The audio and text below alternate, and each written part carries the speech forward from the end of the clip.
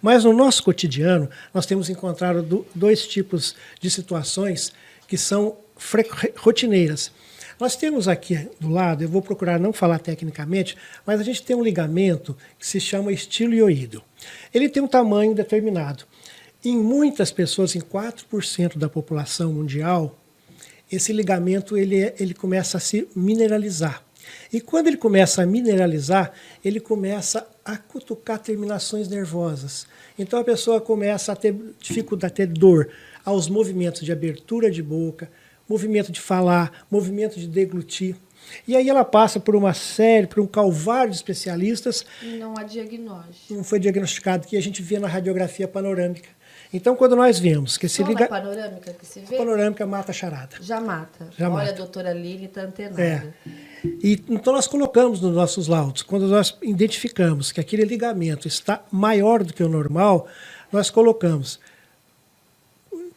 ligamento estiloioídeo com mineralização, sugerindo síndrome de Eagle. E aí a gente anexa literatura, porque o dentista não tem obrigação de saber disso. A obrigação é do radiologista, explicando por que está doendo, a origem provavelmente é aquela, e aí a gente sugere encaminhar para cirurgião de cabeça e pescoço. Por que está acontecendo essa hipermineralização? A etiologia, a origem, é desconhecida, mas acontece em 4% da população. Desses 4%, 60% não tem sintomatologia. Ele cresce além, ele se acomoda e fica. Os outros 40% têm a sintomatologia. Qual é? Movimento de engolir, falar, virar a cabeça para os lados, porque é como se tivesse um espeto aqui dentro, sim, cutucando as terminações. Então, esta é o síndrome de Eagle. A outra, muito frequente também, na radiografia panorâmica, a gente vê pontos mineralizados na região das artérias carótidas.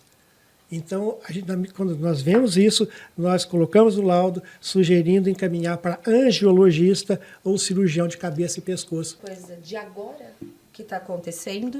Olha, porque, assim, falamos de radiologia, de imagem, não é dessa década nem da outra década. Nunca apareceu isso? 30 anos atrás. Tem algum caso relatando isso? O que acontece? Quando nós começamos a fazer radiologia lá atrás, nós começamos a sentir necessidade de aprofundar os conhecimentos. Então, o grupo que nós estávamos integrados na ocasião, foi montado dentro da USP um curso de especialização em patologia para radiologistas. Então, a partir dessa hora que os conhecimentos vieram, a gente começou a entender aquilo que tinha na radiografia.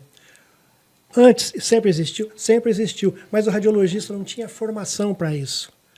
Então, viu-se a necessidade dele não só ser radiologista, como também ter um curso de patologia para identificar. Então, daí para frente, isso já tem cerca de uns 30 anos, que o nosso grupo todo é formado de patologistas. Fez uma fusão, né? Exatamente, juntou as duas especialidades, de maneira que a radiologia oferecesse melhor diagnóstico. Por isso que a gente sempre foi ligado na palavra diagnóstico. É obrigação do radiologista. Para um melhor prognóstico, certo? Exatamente, exato. E a qualidade também dos equipamentos que se usa hoje, mudou. Vocês conseguem visualizar melhor. Sim, exatamente. Detectar mais coisas, né? Então foi a soma de conhecimento e equipamento. Mas não basta ser só equipamento, precisa do conhecimento. Sim, lógico. E então, isso a gente sente gratificado quando você pode interromper, às vezes, um processo que poderia ser letal. Sim. Uma mineralização dentro das carótidas.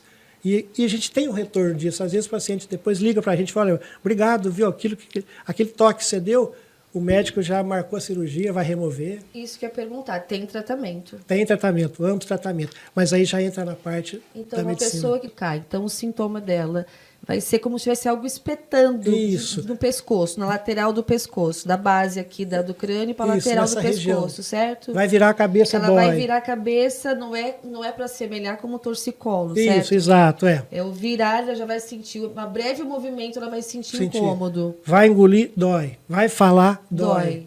Então, tudo isso já leva a um alerta para possível caso de síndrome de Eagle. É o nome que deram, o nome científico é esse, mas o importante é saber qual é a sintomatologia.